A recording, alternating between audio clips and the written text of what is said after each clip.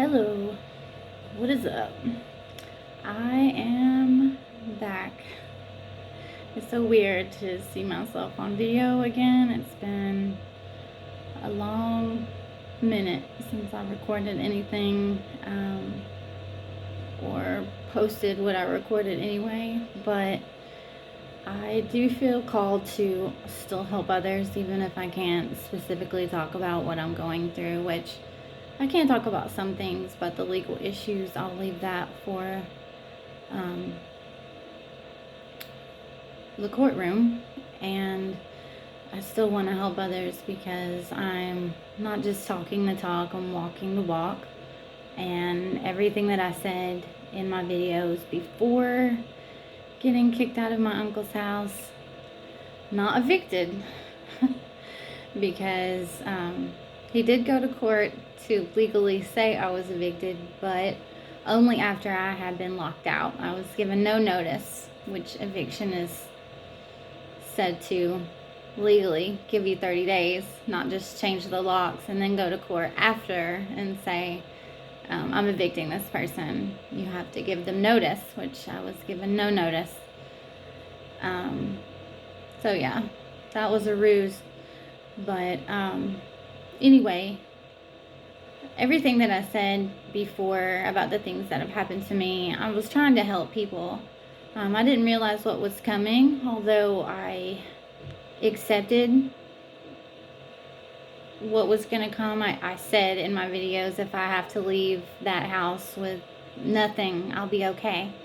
And I did that. I left that house with 2 changes of clothes, some things for the bed as far as pillows, blankets, some toiletries. We left with my son's Xbox and his bike, and that's it. But everything else I got from donations. Thank you to everybody that donated.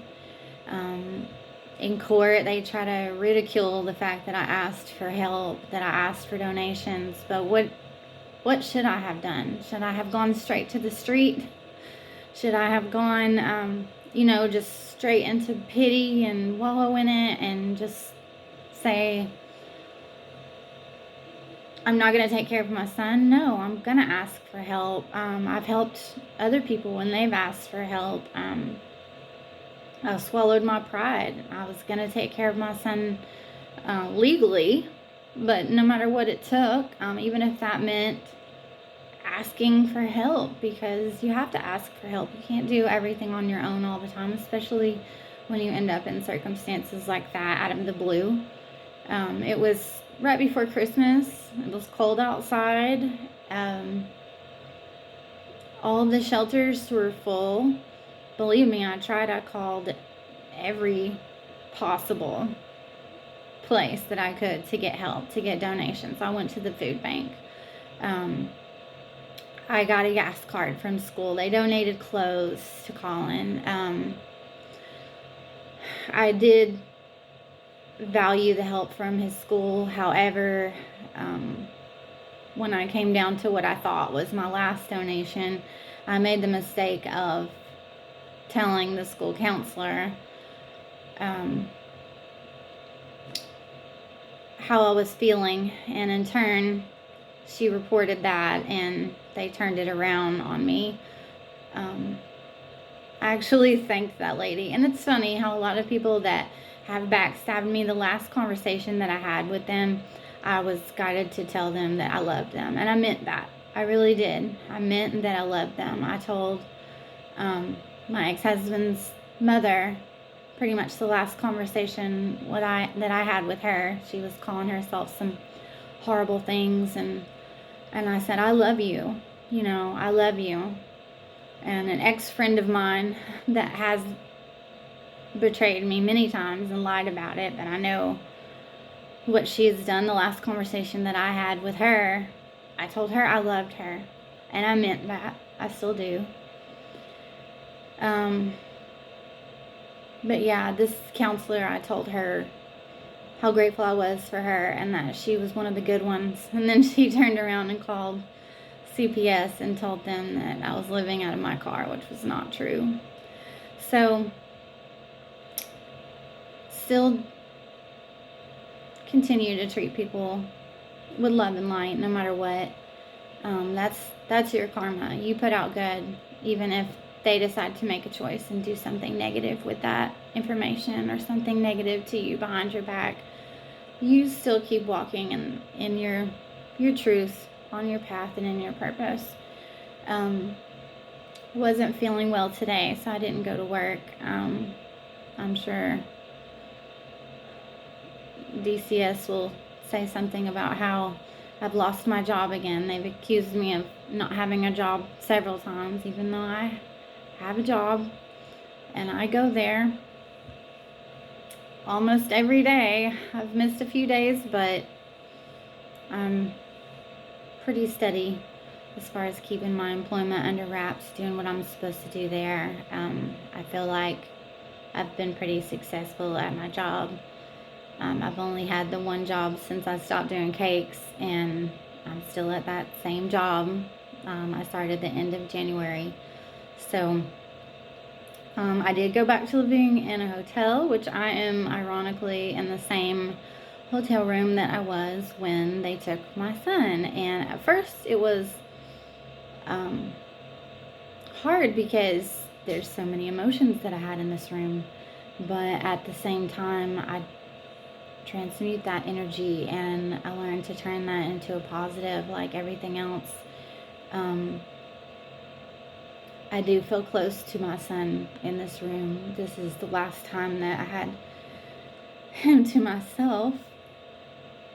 And we had fun in this room. We went swimming in this hotel. He took a bath in here. It's the last time that we were together with no restrictions.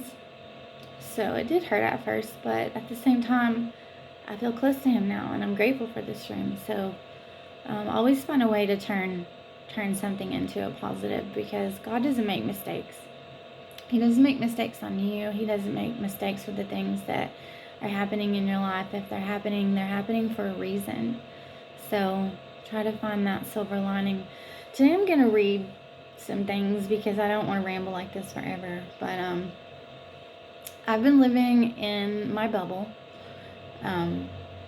God's rejection is for your protection. So being thrust into this life that I'm living, this current situation that I'm living, was for a reason. So I greatly take advantage of this time to isolate myself from other people so that I can grow closer to God, and I can heal, and I can do what I'm supposed to do, living in the gap,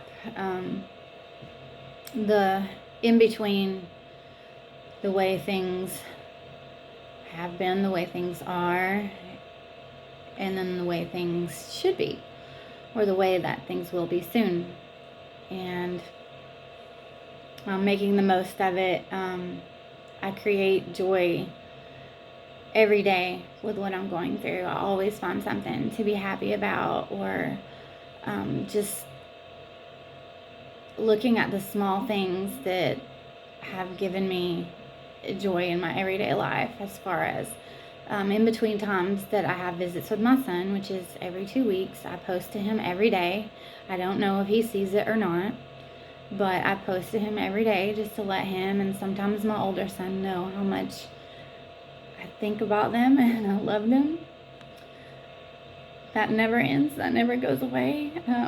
I deal with it as far as I compartmentalize. I wouldn't be able to get anything done. I would have no forward movement if it weren't for being able to put that in a space and leave it there. But I became a master of compartmentalization when I went through my divorce, because I had to work 2 jobs and I had to be a mom to 2 boys still. And I would have gotten nothing done, no bills paid, no accomplishments, if I just stayed in that energy. So you have to find a place to put it away. So yeah, I compartmentalize it, but every day I pray for them. I pray for them to speak their truth, because they both have enormous truth inside of them. The truth will set you free. So even if it's hard to tell your truth, don't let anyone stop you. Don't let anyone manipulate you or brainwash you into not speaking your truth. We all have our truth. We all have things that we go through that empowers us. Turn it into power. Don't let it make you a prisoner. The truth will definitely set you free. So always speak your truth, especially to my boys. Speak your truth. You know what's happened. You know what's not a lie. You know that I've never coached you to do anything. I've always encouraged you to do what was right, even if that means that you get in trouble, or even if that means other people get in trouble. You still speak your truth. You still do what's right. You still apologize immediately. Don't let things linger. Don't let people silence you. That's where your power is. So take your power back. Even if you have to juke people in the process, let them think that they're winning. Let them. I'm going to talk about that a lot. Let them. The only thing that you have control over is yourself. So if people want to do things to try and hurt you, or to try to get ahead, or just to be negative in general, let them. That is on them. That has nothing to do with you. What they do is none of your business. What they say is none of your business. You hold your light. You shine your light. You hold the flame.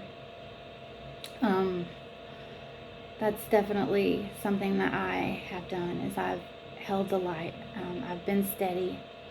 And then the analogy of like a lantern that has the globe around it. You have the light inside your lantern, inside your vessel, your body. We are all connected. We all hold that light. It's God. We are all part of that. Whether you choose to embrace it, whether you choose to give it away, whether you choose to ignore it, it's still there. I choose to shine my light. I choose to hold it for myself and for other people. I want to be a guiding light. I want to be steady. I want to be consistent. So I want to help people every day. Pray for God to send people to you that you can help. I pray that every day. I'm on the phone every day, all day, talking to people that live across the country from me. And no matter what I'm doing, I'm helping other people. I pray for God to send me people on the phone that I can help. And I have met some fantastic people that I really vibe with over the phone, just trying to help them understand their medical bills, help them understand how to navigate the internet. I talk to a lot of people that are elderly that can't figure out the internet, and I have to show them, without being there with them, how to get on the internet and how to get into their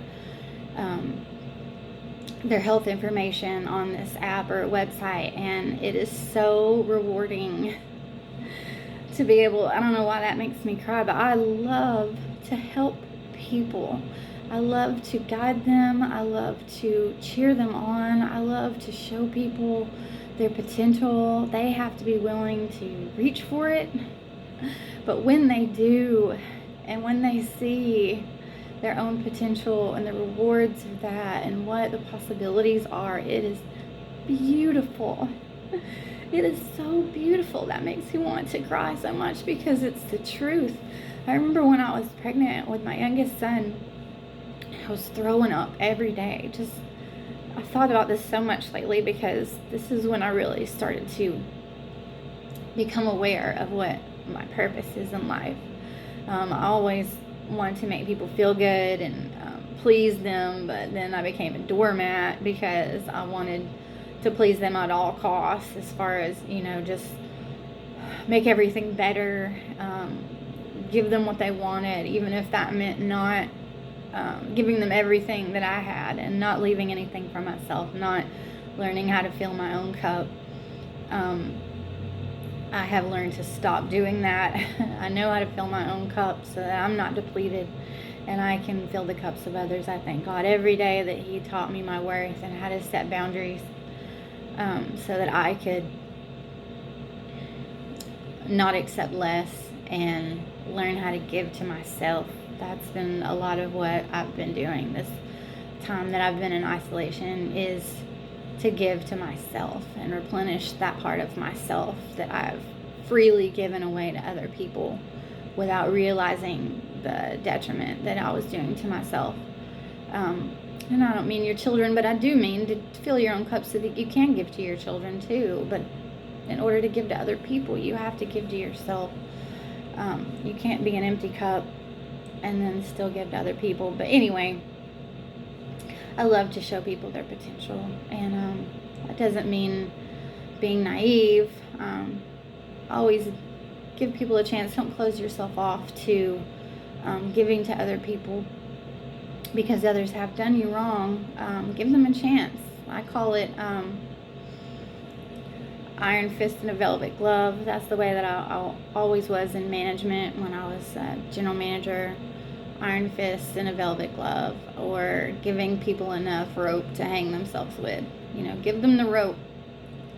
Give them the ability to do what they want with it. They'll show you every time. People will always tell you their intentions up front.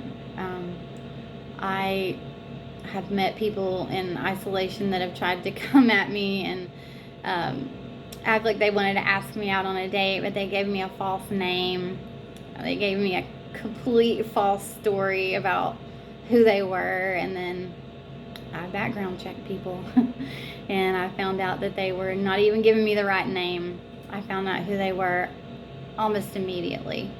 I've had people try and befriend me that have gone behind my back and have gossiped to other people. They continue to gossip to other people about me, but that's fine. Let them. What they do with themselves and their life, that is up to them. The karma will come back to them. If they choose to do that, let them.